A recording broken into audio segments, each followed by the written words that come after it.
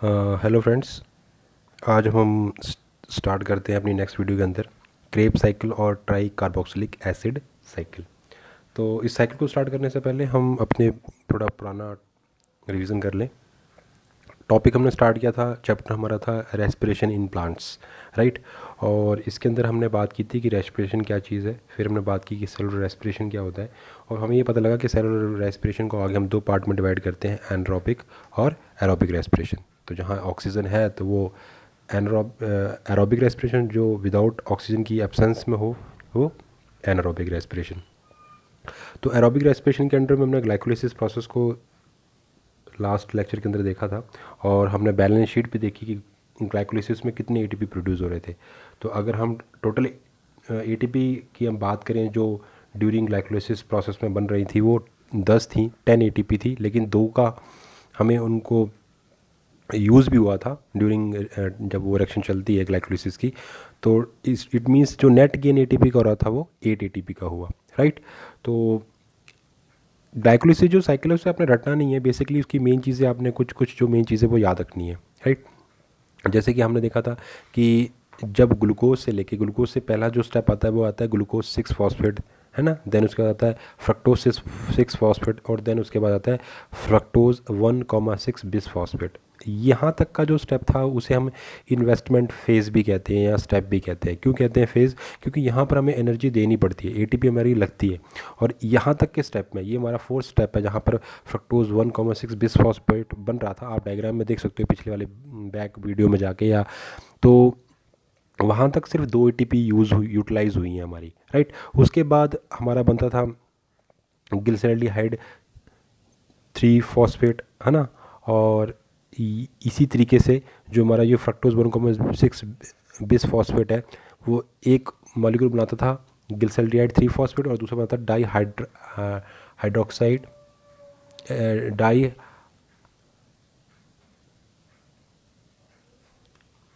Sorry di hydroxy acetone 3, है ना। तो फॉस्फेट, तो ये जो आपका प्रोडक्ट थे, किसके प्रोडक्ट थे आपके? फ्रक्टोज 1,6 बिस फॉस्फेट आगे जाके दो पार्ट में डिवाइड हो जाता है, दो मॉलिक्यूल के अंदर। एक का नाम था ग्लिसरॉल्डिहाइड 3 फॉस्फेट और दूसरे का नाम था डाई हाइड्रोक्सी एसीटोन 3 फॉस्फेट। आगे चलकर ये क्या कंपाउंड बनाएंगे आपका 1,3 बिस फॉस्फो ग्लिसरेट, राइट। दोनों साइड से लास्ट में फिर बनेगा 3 फॉस्फोग्लिसरेट, दूसरी चेन में ही बनेगा। लास्ट में जाओगे आप 2 फॉस्फोग्लिसरेट, देन आपका बनेगा फॉस्फोग्लिसरेट और उसके बाद फॉस्फो इनोल पायरुवेट, और लास्ट स्टेप था आपका उसमें पायरुवेट। तो इस तरीके से पायरुवेट दोनों साइड से बन रहा है, राइट। इतनी सी बात आपको समझ में आ रही है? तो दो पायरुवेट मॉलिक्यूल बने, मतलब हम कर क्या रहे हैं ग्लाइकोलाइसिस प्रोसेस में? मेनली क्या हो रहा है कि कार्बन की बॉन्ड्स को ब्रेक करना है, क्योंकि ग्लूकोज का एक कार्बोहाइड्रेट का मॉलिक्यूल है, उसमें कार्बन को हम क्या कर रहे हैं? ब्रेक कर रहे हैं, और ब्रेक करने से एनर्जी रिलीज होगी और वो हमें मिलेगी। तो जो फर्स्ट ऊपर वाला जो हमारा इन्वेस्टमेंट फेज था वहाँ पर 2 एटीपी लगे। उसके बाद निचले वाले स्टेप के अंदर हमें 2 NADH और 4 ATP रिसीव होते हैं, राइट। और इसके बाद हमने अगला स्टेप देखा था, जब हमारा जो पायरुवेट था वो मैट्रिक्स में एंटर करेगा माइटोकॉन्ड्रिया के अंदर, लेकिन एंटर करने से पहले वो एसिटिल कोएंजाइम में चेंज होगा। तो एसिटिल कोएंजाइम की रिएक्शन थी जो हमने लास्ट लेक्चर के अंदर देखी थी, oxidative decarboxylation of pyruvic acid. वहाँ पे क्या हो रहा है? उसका डीकार्बोक्सिलेशन होता है। एक्चुअली में क्या है, कार्बन जो ग्लूकोज है आपका, वो 6 कार्बन मॉलिक्यूल का कंपाउंड है। लेकिन जब इस ग्लाइकोलाइसिस का जो एंड प्रोडक्ट आपको रिसीव हुआ वो मिला आपको पायरुविक एसिड या पायरुवेट, एक ही बात है। पायरुविक एसिड जो रिसीव हुआ उसके 2 मॉलिक्यूल मिले, और एक पायरुविक एसिड का जो मॉलिक्यूल होता है वो 3 कार्बन का बना होता है। इस बात को याद रखें आप। जब ये पायरुविक एसिड आपका क्रेब साइकिल में एंटर करेगा, उससे पहले क्या होगा? ये कन्वर्ट हो जाएगा एसिटाइल कोएंजाइम ए में, और एसिटाइल कोएंजाइम ए जो कंपाउंड है वो है 2 कार्बन का। इट मीन्स पायरुवेट का एसिटाइल कोएंजाइम ए में कन्वर्शन के टाइम एक कार्बन यहाँ से रिमूव आउट हो जाता है, ठीक। तो इट मीन्स जो एसिटाइल कोएंजाइम ए है वो 2 कार्बन कंपाउंड है, इतनी बात समझ आ रही है। तो इसीलिए से इस प्रोसेस को कहते हैं डीकार्बोक्सिलेशन। जो हमने पीछे वाला जो इससे पहले क्रेब्स साइकिल से जो पहली चीज़ पढ़ी थी वो थी डीकार्बोक्सिलेशन ऑफ पायरुविक एसिड। तो पायरुविक एसिड का डीकार्बोक्सिलेशन मतलब कार्बन वहाँ से रिमूव हो रही है। जो पायरुविक एसिड है वो 3 मॉलिक्यूलर कंपाउंड है, राइट। तो अब हम देखते हैं आगे क्रेब्स साइकिल और ट्राई कार्बोक्सिलिक एसिड। तो ये भी बहुत इंपॉर्टेंट है और बहुत ईजी सी है। It is also known as a citric acid cycle because citric acid यानी कि tri carboxylic acid is the first product of this cycle. तो इसे हम सिट्रिक साइकिल्स भी बोलते हैं। क्यों बोलते हैं? क्योंकि सबसे पहला जो प्रोडक्ट है साइकिल का वो क्या है आपका सिट्रिक एसिड, राइट।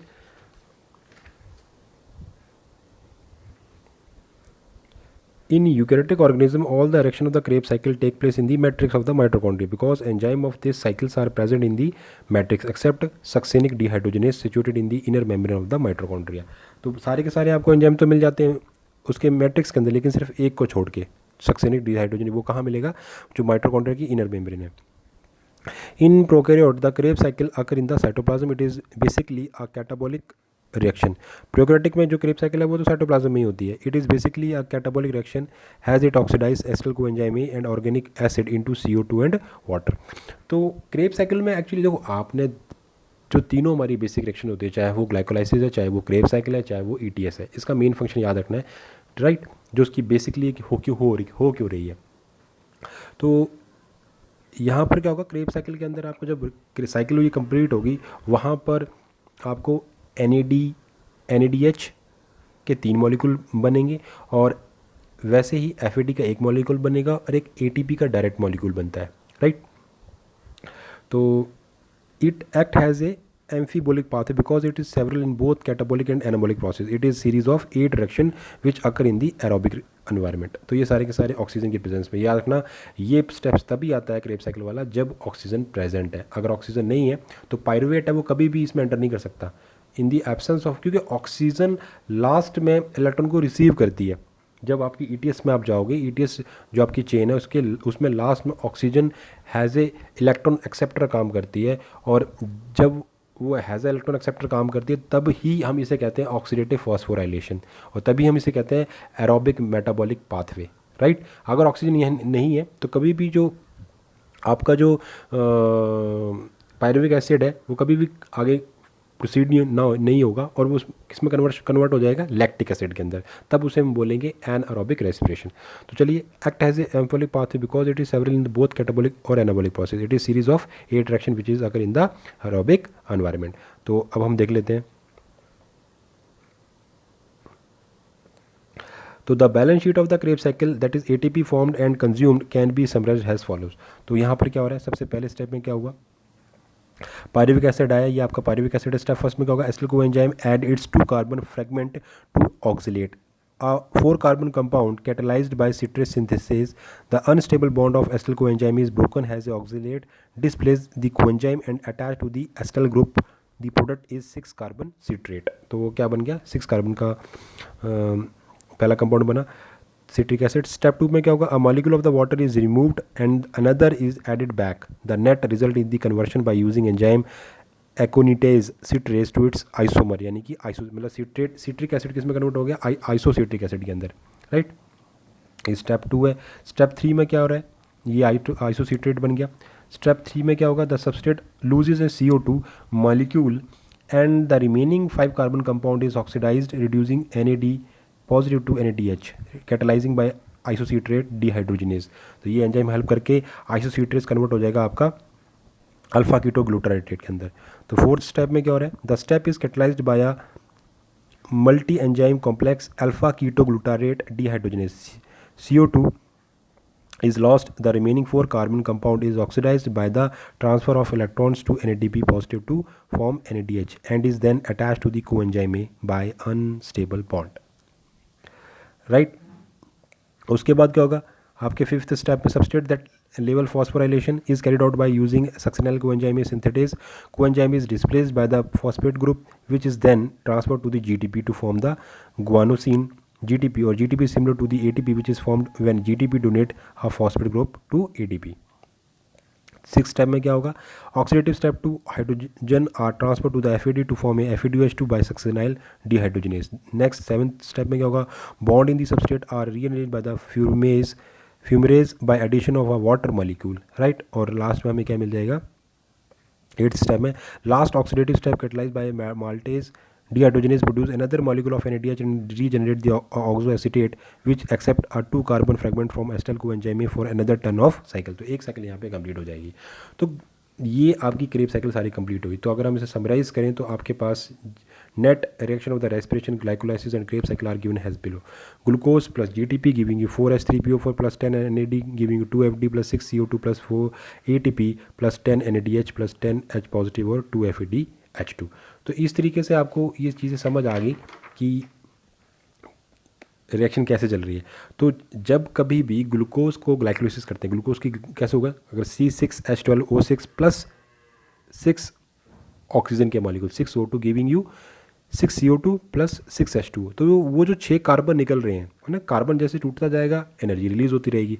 तो कार्बन जो रिलीज़ हो रहा है, वो कार्बन जो रिलीज़ हो रहा है वो कहाँ जा रहा है, आफ्टर रिएक्शन वो चेंज हो रहा है CO2 की फॉर्म में, राइट। और उसे पफ आउट किया जा रहा है इस पूरी रिएक्शन के अंदर से, क्योंकि कभी भी कार्बन को अगर आप जलाओगे तो वो कोल में कन्वर्ट होता है और उसका एक्युमुलेशन बॉडी में नहीं कर सकते, प्लांट नहीं कर सकता, हम भी नहीं कर सकते। तो उसे हम फिर CO2 गैस की फॉर्म में हम उसे क्या करते हैं, बॉडी से रिमूव पफ आउट करते हैं, प्लांट उसे बॉडी से बाहर निकाल देती है। और ये जो CO2 का रिमूवल है, CO2 का ये जो रिमूवल है अभी हम कहाँ देखते हैं, 2 बार तो वो एक देखो ये CO2 निकली है और एक CO2 यहाँ निकली है ना। तो इस साइकिल के अंदर जो आप ये साइकिल देख रहे हो उसमें ऐसी 2 साइकिल, मतलब एक साइकिल तो ये हो गई और एक क्रेब साइकिल दूसरी चल रही है जो दूसरा पायरुविक एसिड चला रहा है।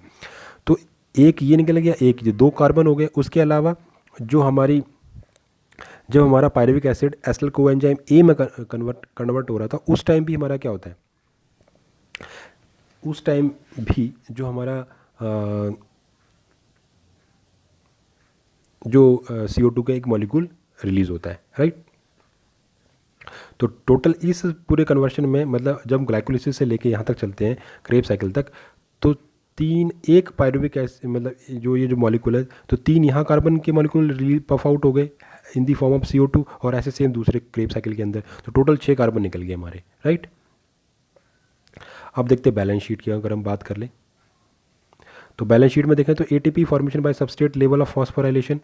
तो सबस्ट्रेट लेवल के मतलब क्या कह रहा है कि यहाँ पर अगर आप देखो तो इसके अंदर देखो NAD पॉजिटिव को कन्वर्ट करना हो NADH के अंदर, NAD पॉजिटिव को NADH के अंदर कन्वर्टेशन करना है तो बहुत हाई एनर्जी चाहिए, राइट। और ये एनर्जी हमें इस साइकिल में रिलीज़ होती है और उसकी वजह से हमें अलग अलग 3 जगह हमें ये कंपाउंड मिलते हैं। एक तो ये मिला NADH, एक ये मिला NADH और एक ये मिला। तो इन 3 स्टेप के अंदर हमें NADH मिलता है, यानी कि हमें इस क्रेब साइकिल से 3 NADH मिल रहे हैं, राइट। 3 NADH मिले। इसके अलावा हमें क्या मिलता है FeDH2 मिला। जो FeDH2 इसके लिए, इसे बनाने के लिए बहुत थोड़ी सी एनर्जी चाहिए होती है, लीनियंट। और एक डायरेक्ट मिल रहा है हमें GDP को कन्वर्ट किया तो ये डायरेक्ट ATP मिल गई। ये अब ये ATP तो क्योंकि हमें डायरेक्ट फॉर्म में मिली है ATP, तो ये हमारी जो चेन रिएक्शन है यानी ETS है, जो इलेक्ट्रॉन ट्रांसपोर्ट चेन सिस्टम है, उसमें नहीं जाएगी।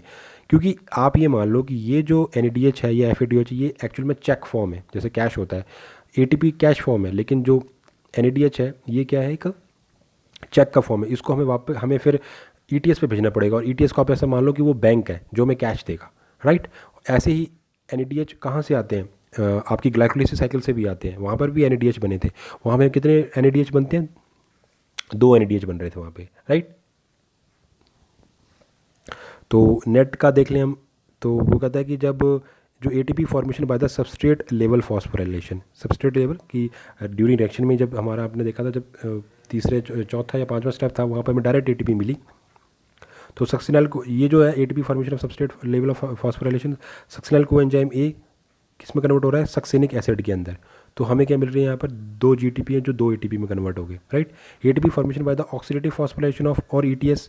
तो यहाँ पर क्या होगा, जो पायरुविक एसिड जब चेंज हुआ एसिटिल कोएंजाइम में, आइसोएसिट्रिक एसिड चेंज हुआ ऑक्सैलोसक्सेनिक एसिड में, अल्फा कीटोग्लूटारेटिक एसिड सक्सेनिल कोएंजाइम में, सक्सेनिक एसिड चेंज हुआ फ्यूमेरिक एसिड में और मैलिक एसिड चेंज हुआ ऑक्सैलोएसिटिक एसिड। तो यहाँ पर ये 2 NAD या 2 FeDH मिले हमें। तो हमें यहाँ पर टोटल कितने मिल रहे हैं? टोटल याद रखें, हमें इस रिएक्शन में हमें 3 और 3 यानी कि 6 NADH2 मिलेंगे, मतलब 3 एक साइकिल से और 3 दूसरी साइकिल से, राइट। तो 2 NADH2 2 NADH2 2 NADH, राइट। तो ऐसे करके करके हमारे पास कितने हो गए? 18 ATP हो जाएंगे 6 NADH, क्योंकि एक NADH इक्वल होता है 3 ATP के, सेम एक FADH2 इक्वल होता है 2 ATP के, राइट। तो ये चीज़ हमने देख ली।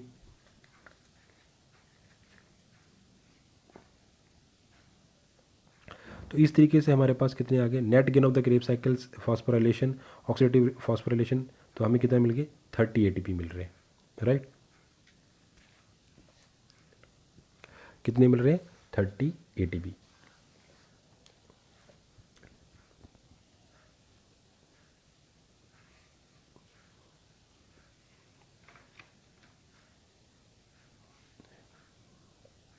अब बात करते हैं इलेक्ट्रॉन ट्रांसपोर्ट चेन की। इलेक्ट्रॉन ट्रांसपोर्ट चेन ETS और respiratory chain is present in the inner membrane of the mitochondria, right. When the electron pass from one carrier to another in electron transport chain, they are coupled to ATP synthase for the production of ATP from ADP and inorganic phosphate. Diagrammatic representation of electron flow by various electron carrier complex is shown as figure. तो यहाँ पर हमारे पास complex 1, complex 2, 3, 4 और ये हमारे पास क्या F1 particle है ना, जो ATP की फॉर्मेशन करेगा, जो एंजाइम ही है, right.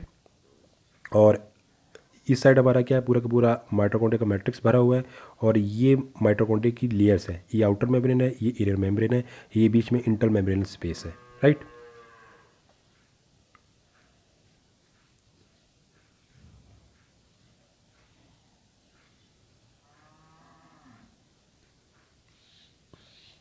The enzyme of the inner membrane appear to exist has a component of these 5 complexes, right। तो ये 5 कॉम्प्लेक्स तैयार होते हैं। The first 4 members among these complexes constitute the electron transport system, और इन 5 में से जो 4 स्टार्टिंग वाले हैं उनको हम इलेक्ट्रॉन सिस्टम में काउंट करते हैं। While the fifth complex is connected with the oxidative phosphorylation, और जो 5वां जो हमारा कॉम्प्लेक्स है वो किससे रिलेटेड है? ऑक्सीडेटिव फॉस्फोराइलेशन से। मतलब ऑक्सीडेटिव फॉस्फोराइलेशन मतलब ऑक्सीजन की प्रेजेंस में वहाँ पर क्या होगा? फॉस्फोराइलेशन होगी, ठीक।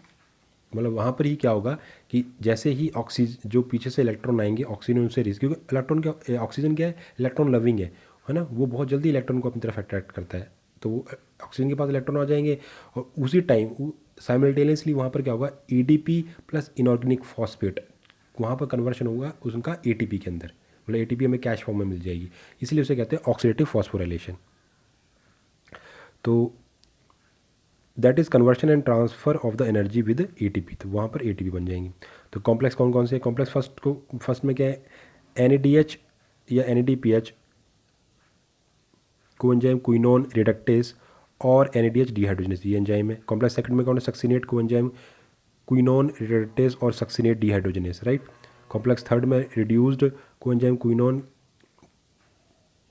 और cytochrome C reductase consist of A cytochrome B कहते हैं FES complex and cytochrome C1। तो याद रखें इनको, ये सारे कई बार पूछे आते हैं एग्जाम के अंदर कि किस कॉम्प्लेक्स में कौन कौन आता है। कॉम्प्लेक्स फोर्थ में cytochrome C oxidase comprises of cytochrome A and cytochrome A3, और कॉम्प्लेक्स 5 में ATP सिंथेसिस सिस्टम होता है। Complex 5 is a ATP synthesis complex which is has a head piece, stalk and base piece, right. The head piece of the F1 coupling factor 1, उसमें क्या होता है? जो F1 है उसमें कपलिंग फैक्टर 1 होता है, एंड द बेस में F0 present with in the mitochondrial membrane and act as a proton channel. तो जो हेड वाला पार्ट है उसे F1 कहते हैं, और जो बेस पीस है उसे हम F0 कहते हैं। Together F0 and F1 complex help in the synthesis of ATP from ADP and inorganic phosphate. तो oxidation of 1 molecule of the NADH give rise to 3 molecule of ATP, while the FADH produce 2 molecule of ATP। तो जो oxidation हो रहा है किसका? 1 molecule of NADH give rise to 3 molecule of ATP, while the FAD, जब भी NADH का oxidation होगा तो NADH से हमें कितने मिलेंगे? मतलब जो ये जो NADH है ये ATP में जब कन्वर्ट होंगे, कब कन्वर्ट होंगे? जब ये बैंक में आएंगे। बैंक कौन है? आपकी जो ETS है, ये एक बैंक की तरह काम कर रहा है, ATP बैंक की तरह, इनका यहाँ पर कैश निकलेगा। तो NADH को जब जैसे कन्वर्ट करोगे आप यहाँ पर आके, तो ये हमें एक NADH से 3 मॉलिक्यूल मिलेंगे ATP के, और FADH के कितने मिलेंगे? 2 molecule, right. Cyanide, azide, rotenone antimycin inhibit the electron transport chain and thus act as a respiratory poison. तो ये इनहिबिटर की तरह काम कर रहे हैं, राइट, इनिबिट करते हैं चेन रिएक्शन को चलने के लिए, ये इलेक्ट्रॉन की ट्रांसपोर्ट चेन को रोक देते हैं। तो कौन कौन ये पूछा जा सकता है, cyanide, azide, rotenone, antimycin, right. Cyanide inhibit the electron flow between the cytochrome A and A3, whereas the antimycin inhibit the electron flow between the cytochrome B and C1। तो इस चीज़ को याद रखें, जो साइनाइड है वो कहाँ किस जगह पर इनहिबिट कर रहा है, वो इलेक्ट्रॉन के फ्लो को कहाँ पे कर रहा है, किस किस के बीच में, साइटोक्रोम A और साइटोक्रोम A3 के बीच में। और जो एंटीमाइसिन है वो इलेक्ट्रॉन का फ्लो इनहिबिट कर रहा है बिटवीन दी साइटोक्रोम B और C1 में। 2,4 डाइनाइट्रोफिनोल एंड ओलिगोमाइसिन और uncoupler of the oxidative phosphorylation, they inhibit the ATP synthesis, right। The correct sequence of electron acceptor in ATP synthesis cytochrome B से C के पास आते हैं, C से A के पास आते हैं और A से A3 के पास। तो इस तरीके से हमने ये ETS को देखा। तो ये इस डायग्राम को आप बार बार देख लें एक बार से, राइट। इस तरीके से यहाँ पर NADH को कन्वर्ट किया जा रहा है NAD पॉजिटिव के अंदर। तो इसके पास जो इलेक्ट्रॉन है वो यहाँ चले गए इस कॉम्प्लेक्स के पास, ये कॉम्प्लेक्स सेकंड को देगा, सेकंड थर्ड को देगा, थर्ड फोर्थ को देगा, और इस तरीके से ये बाहर निकाल दी जाएंगे, राइट। अब देखो इस इंटर मेमोरी स्पेस के अंदर सारे के सारे प्रोटॉन आ गए, ये प्रोटॉन है, इन प्रोटॉन को फिर अंदर लिया जाएगा और उसी टाइम इन प्रोटॉन के पास एनर्जी है और उसी टाइम यहाँ पर ADP को ATP में कन्वर्ट करेंगे हम, राइट। चलिए आगे देखते हैं नेक्स्ट।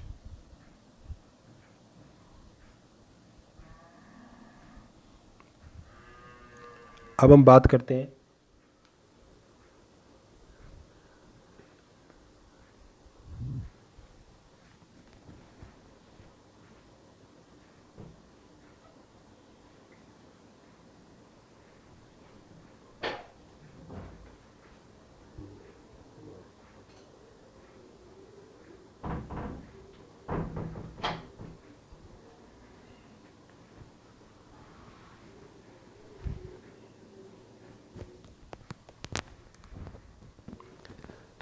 अब हम बात करते हैं ऑक्सीडेटिव फॉस्फोराइलेशन की।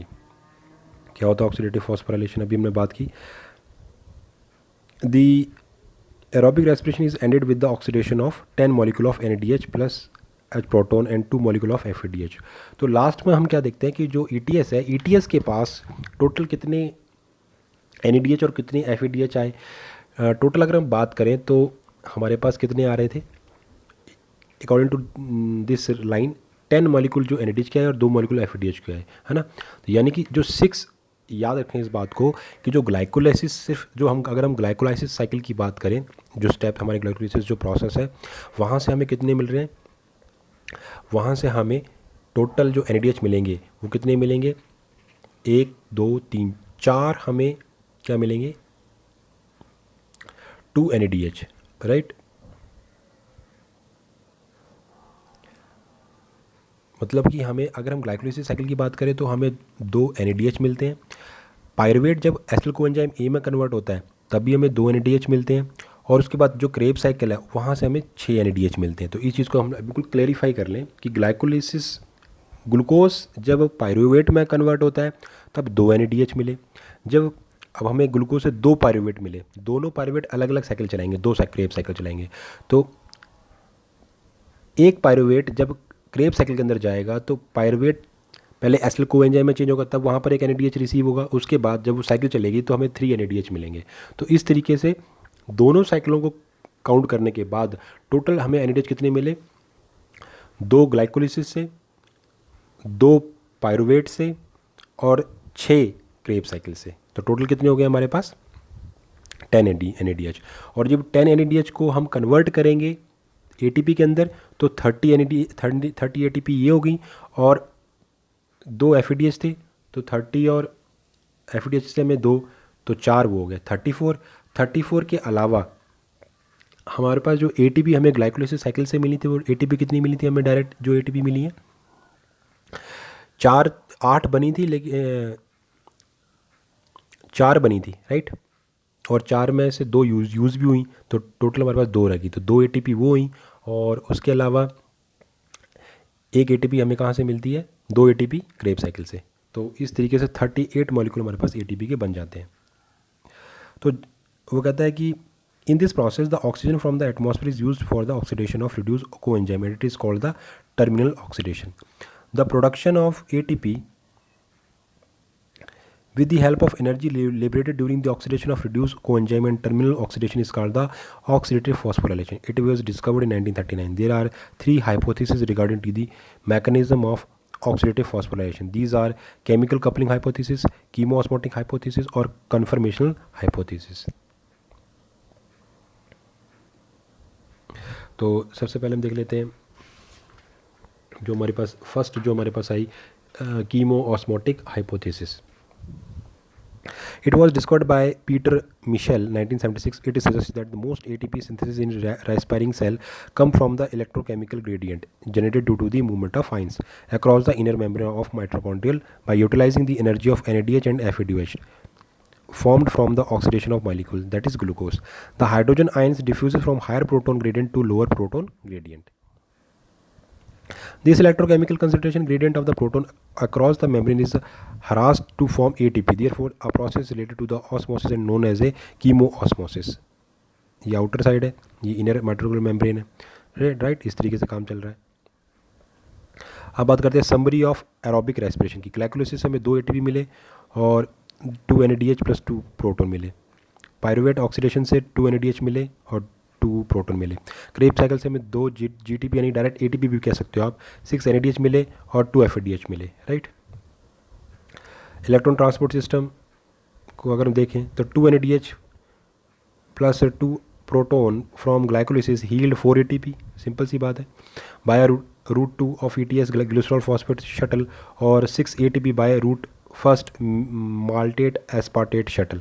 अगर ये वाला रूट यूज़ करें तो 2 बन रहे हैं, तो हमारे पास कितने बन रहे हैं रूट 2, तो हमारे पास कितने बन रहे हैं उसके 4 ATP. अगर इस माल्टेड एस्पार्टेट शटल को यूज़ करें तो 6 ATP. तो 2 NADH plus 2 proton from pyruvate oxidation yield 6 ATP molecule in route first of ETS. और 6 NADH बनते हैं जब molecule of the TC Kreb cycle yield 18 ATP molecule in route 1 of the ETS. और 2 FADH molecule from TCA cycle yield 4 ATP molecule in route 2 of the ETS electron transport chain, or hence ETS alone produce 32 or 34 ATP.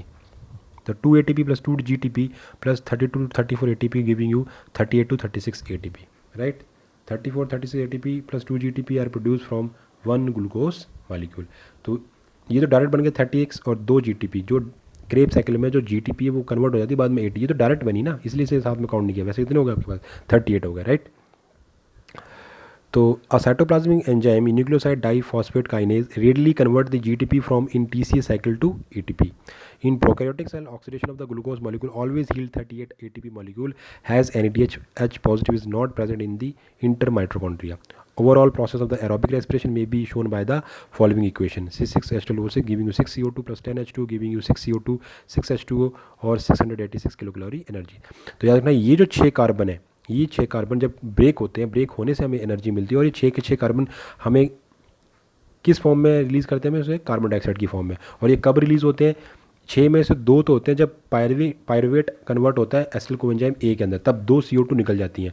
उसके अलावा जो 2 अलग अलग crab साइकिलें चल रही हैं उसके अंदर 3 CO2 एक साइकिल के अंदर क्रेब साइकिल में और 3 CO2 दूसरी से क्रेब साइकिल के अंदर पफ आउट यानी बाहर निकाल दी जाती है, राइट.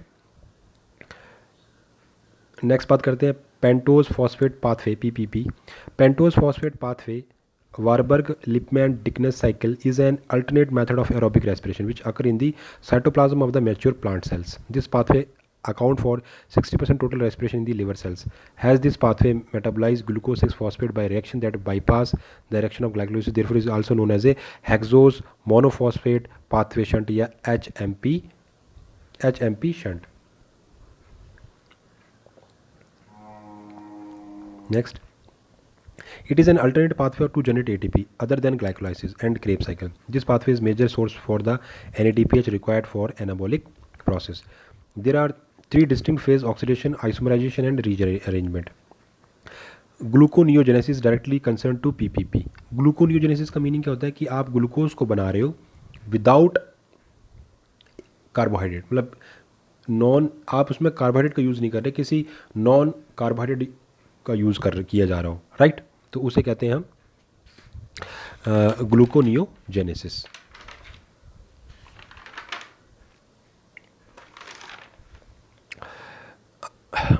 आगे देखते हैं,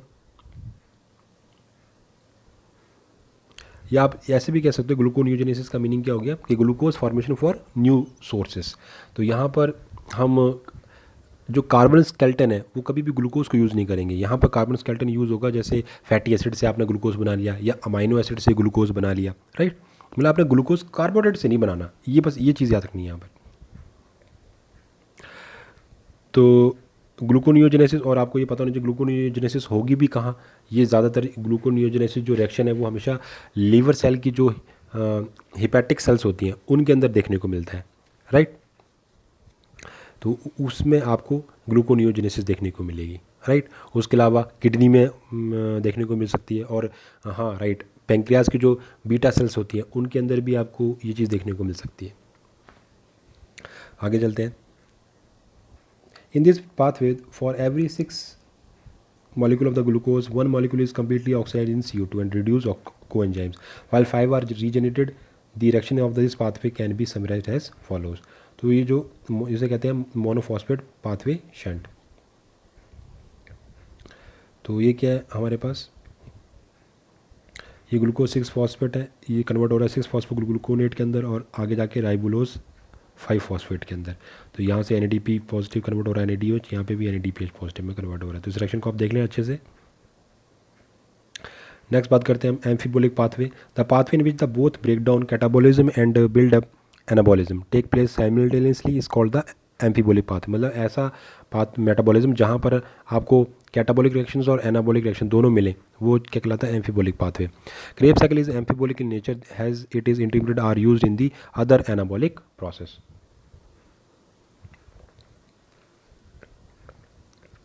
नेक्स्ट बात करते हैं general representation of the amphibolic pathway can be shown as follow. तो रेस्पिरेटरी पाथवे, फैट, कार्बोहाइड्रेट और प्रोटीन।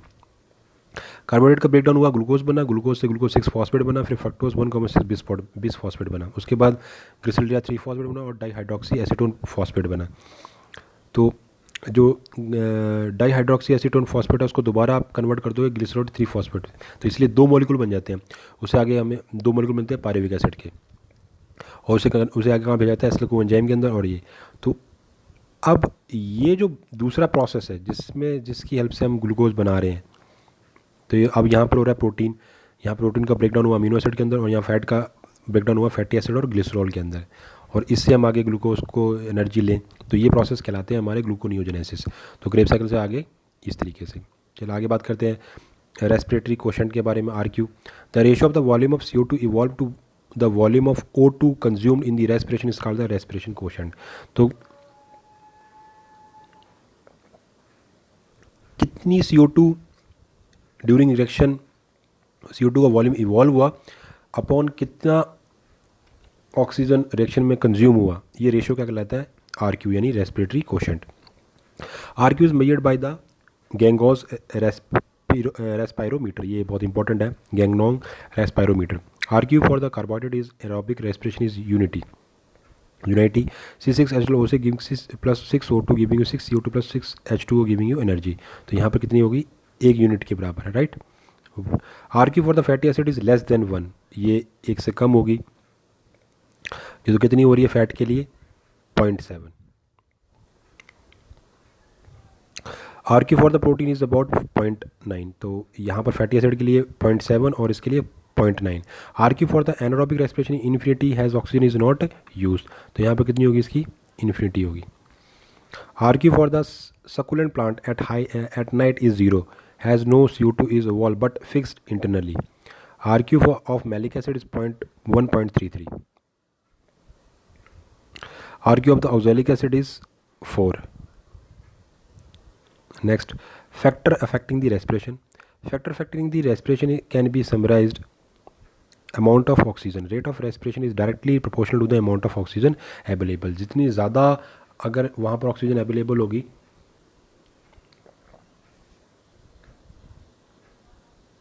उतना अच्छा जो रेस्पिरेशन है वो सही होगा। Intensity of light, rate of the respiration directly proportional to the intensity of light. जैसे जैसे लाइट की इंटेंसिटी बढ़ेगी, रेट ऑफ रेस्पिरेशन भी बढ़ेगा। Temperature rate of respiration directly proportional to the temperature, ये भी वैसे सेम ही, that is rise in temperature lead to the increase in the metabolism cellular respiration, while with lowering the temperature it rate the decreases. Dehydration rate of the respiration is inversely proportional to the dehydration, that is scarcity of the moisture or water in the surrounding bodies, it decrease the increase in the dehydration in the body. Mineral rate of the respiration directly proportional to the availability of the mineral, has some of them play vital role in the process, that is act as a catalyst on the reaction center. और tissue injury, the rate of the respiration is directly proportional to the tissue injury. तो इस तरीके से हमने देखा कि क्या glycolysis और क्या क्रेब साइकिल और क्या एटीएस साइकिल्स होती हैं. तो उनको आप ध्यान से देखें, स्टेप याद रखने कि एटीपी कैसे क्या बन रहे हैं, नेट एटीपी का गेन कितना हो रहा है ना. तो ये चीज़ें याद रखनी है आपने, ये बहुत सिंपल सा है. और मेन इनकी लोकेशन से याद रखनी है कि कौन सी साइकिल कहाँ होती है. कोई आपसे पूछे कि ग्लाइकोलिसिस साइटोप्लाज्म में क्यों होती है, क्योंकि जो ग्लाइकोलाइसिस के अंदर जितने भी एंजाइम्स होते हैं वो सारे सेलुलर एंजाइम है, वो साइटोप्लाज्म में मिलते हैं, इसलिए वो साइकिल वहाँ होती है. देन क्रेब साइकिल जो है वो कहाँ हो रही है, आपकी माइटोकॉन्ड्रिया के मैट्रिक्स के अंदर. तो उसके सारे एंजाइम आपको मैट्रिक्स में मिलेंगे, राइट. तो चलिए, थैंक यू सो मच. आज ये टॉपिक हमारा कंप्लीट हुआ.